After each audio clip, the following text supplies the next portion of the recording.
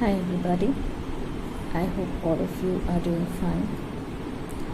Although we are locked down for 21 days, as said by our Prime Minister Narendra Modi, but it is all for our benefit, for the benefit of the country, for the benefit of the countrymen as well.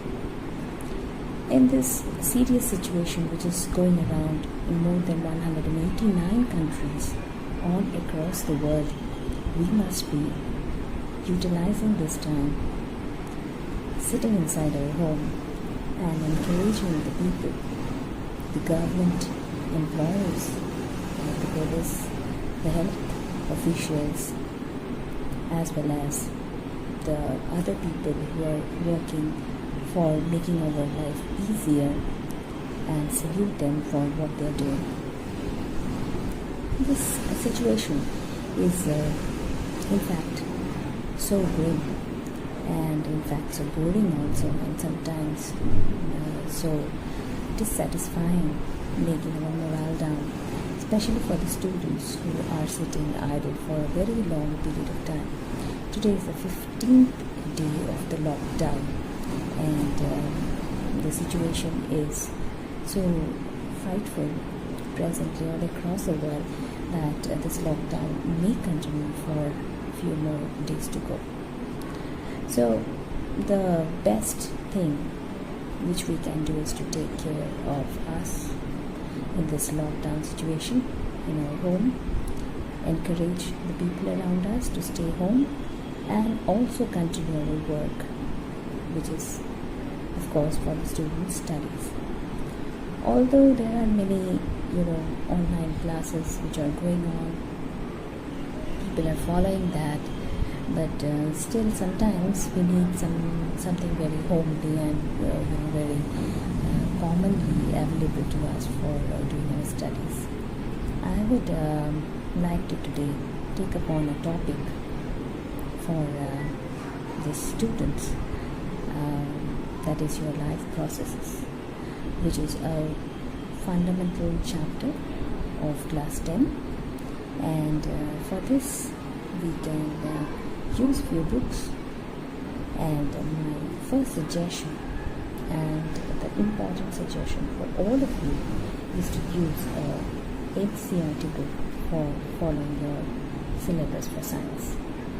NCERT book blindly reason is because you know that it is the gist, the Bible rather, of the three disciplines of science, that is your physics, chemistry and biology. In this NCERT book, the contents which are available to us, at first let us see those contents, and in these contents you can see that biology chapter starts from chapter number 6, life processes. After that we have chapter number 7, control and coordination. Chapter number 8, how do organisms reproduce. Number 9, heredity and evolution. Then we have one more chapter, that is management of our environment. Sorry, not management of natural resources, because that would be the part of physics. Chapter number 15, our environment.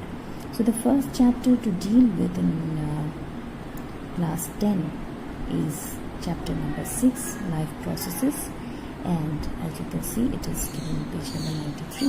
So let us move on to that.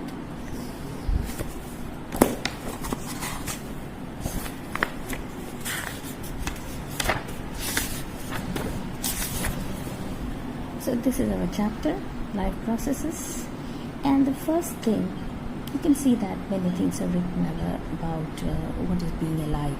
Now being alive means something which you can see with your eyes and justify that whether the thing is a living thing or whether the thing is a non-living thing. So the primary thing by which we can assess whether the object which we are seeing is living or not is that living things show movement, isn't it?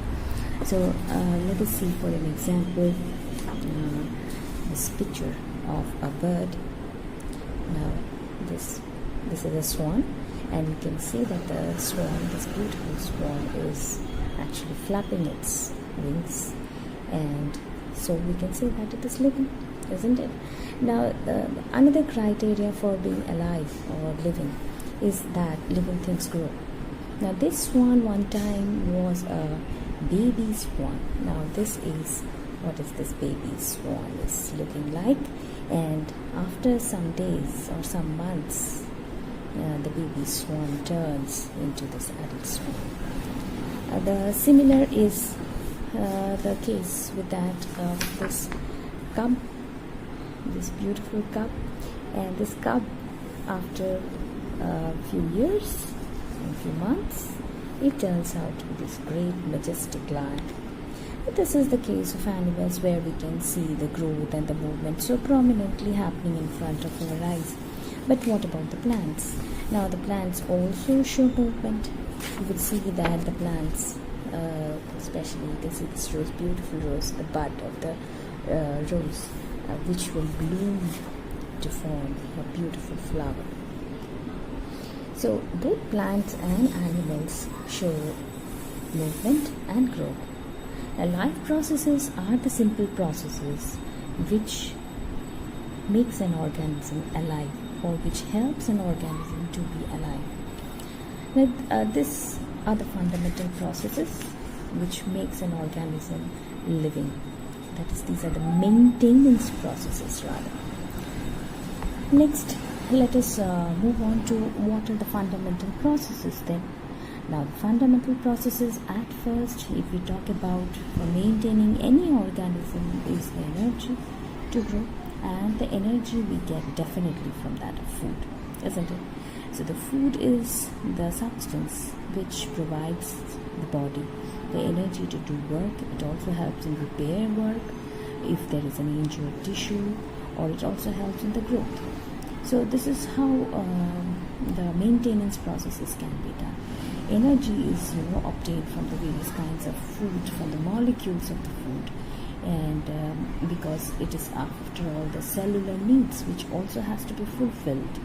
And for this reason, we can categorize the life processes into different parts or different types. The first one should be nutrition. Now, nutrition is nothing but a process of obtaining food. That is, it's a mode of obtaining food by the living organisms, both by the plants as well as by the animals.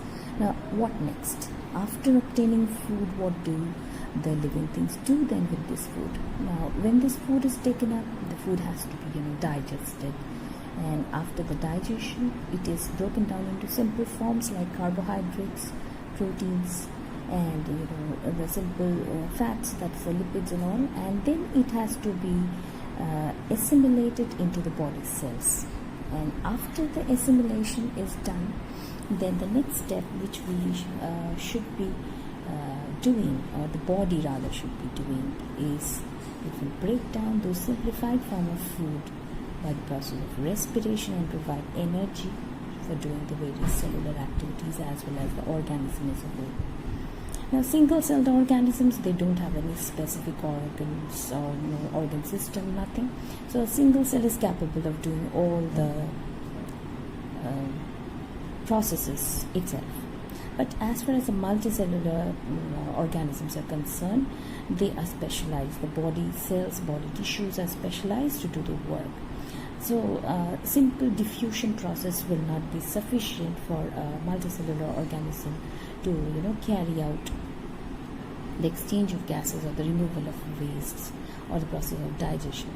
Because if we talk about just a simple process, say exchange of gases or simple respiration, all the cells are not superficial in the body of the multicellular organisms. So diffusion will not be a sufficient process for the process of respiration in case of multicellular organisms. After the respiration is done, ATP is synthesized, then this has to be transported. It has to be transported. So the next life processes will be transportation. And once the transportation is done, utilization is done, then definitely waste will be generated. So those waste has to be removed out of the body, which takes place, of course, by another life process that is called as your excretion. So fundamentally, in this chapter of life processes, we are going to study important life processes like nutrition. Then we are going to go for respiration, and then we will move on to transportation, both in plants and animals, and finally we will move on to the phenomenon called excretion.